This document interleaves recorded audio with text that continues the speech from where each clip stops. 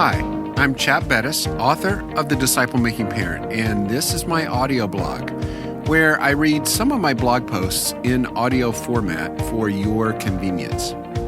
In today's episode, we're going to be thinking about communication inhibitors. In fact, we're going to be thinking about 28 communication inhibitors.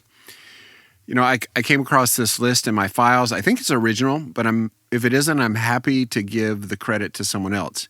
But I believe that you will find this list of different communication inhibitors convicting. When we act this way, we can confess our sin. And also, we want to train our children as well to be good communicators. So listen to the following list. The blog post has a number of different scriptural references. I'm not going to read those. So the first inhibitor is the silent treatment, sulking or withdrawing. A second inhibitor is using inflammatory words like stupid. A third inhibitor is using generalizing words like always or never or every time. Those words just simply aren't true. A fourth communication inhibitor is asking questions to prosecute a verdict instead of asking questions to receive information. A fifth inhibitor is bringing up old disagreements. It's not sticking to one disagreement at a time.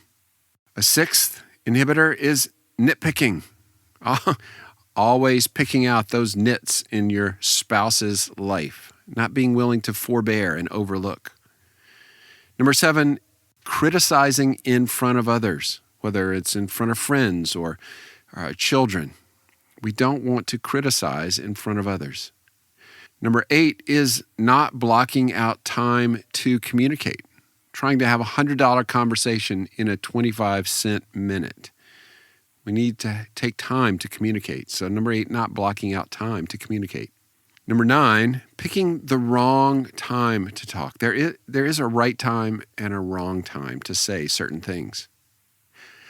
Number 10, another inhibitor is mind reading. We say, I know what you're thinking, and we don't even give the person a chance to respond. We don't draw them out. We say, I know what you're thinking. 11 is blame shifting. The reason I do this wrong thing is because you, and fill in the blank. So we're shifting the blame to someone else. Number 12, excusing our own sin. I did that because I was sick or I was tired. So that inhibits communication. Number 13, having a quick reaction without hearing the other person out. Not being slow to speak.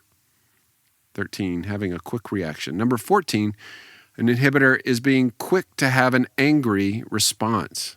An angry response shuts down communication. 15 is sarcastic words. When we're sarcastic, it certainly shuts us down.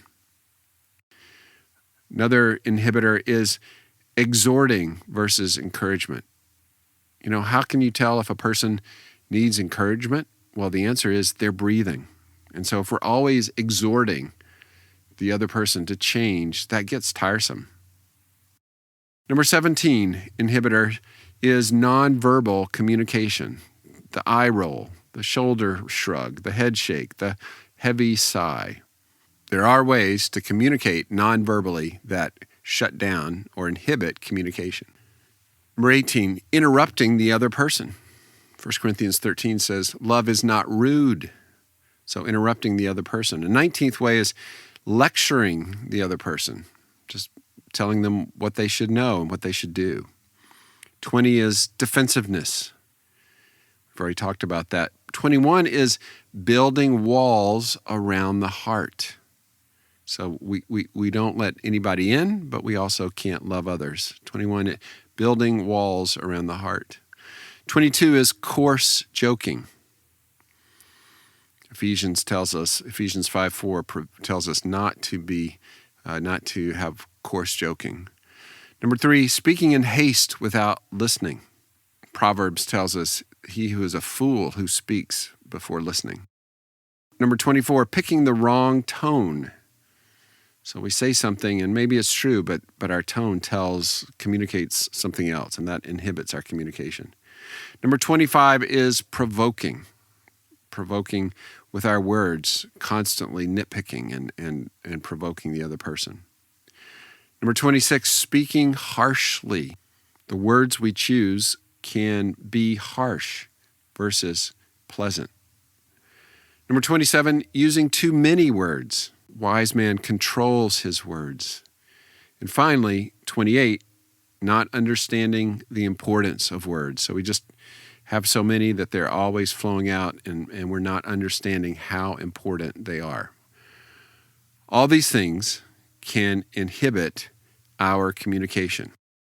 Let's seek to grow ourselves and not have these inhibitors in our life. And let's train our children as well. Well, thank you for listening to the Disciple Making Parent audio blog.